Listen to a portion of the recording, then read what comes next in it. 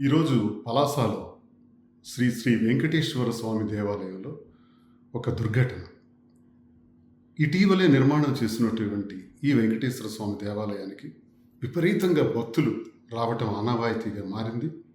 మరి ఈరోజు ఏకాదశి కారణంగా వేలాది మంది భక్తులు, సుమారు 25,000 మంది పైచిలకు భక్తులు రావటం, రద్దీ విపరీతంగా ఎక్కువైంది.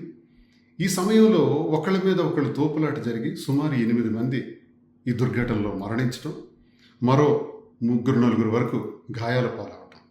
ఇంత వేల సంఖ్యలో భక్తులు అక్కడికి వచ్చేటప్పుడు కనీసం అధికారులు స్పందించకపోవటం, పోలీసు వారు తగిన ఏర్పాట్లు చేయలేకపోవటం దురదృష్టకరం.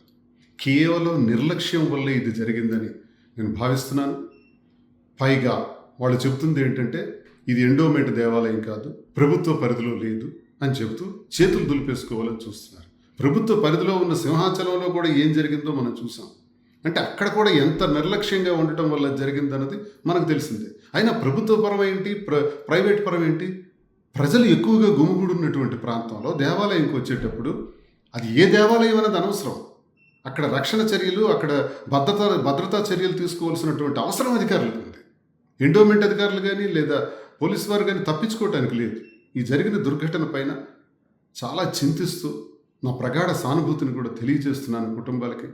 ఆ వెంకటేశ్వర స్వామి వారి ఆత్మకు శాంతి కలిగే విధంగా చూడాలని నేను కోరుకుంటూ, ప్రభుత్వం వెంటనే స్పందించాలని, ఆ నష్టపోయినటువంటి ఆ కుటుంబాలందరికీ కూడా కనీసం 20 లక్షల రూపాయలకు తక్కువ లేకుండా ఆ కుటుంబాలకి నష్టపరిహారాలని అందజేయాలని నేను ఈ ప్రభుత్వానికి డిమాండ్ చేస్తున్నాను. నమస్కారం.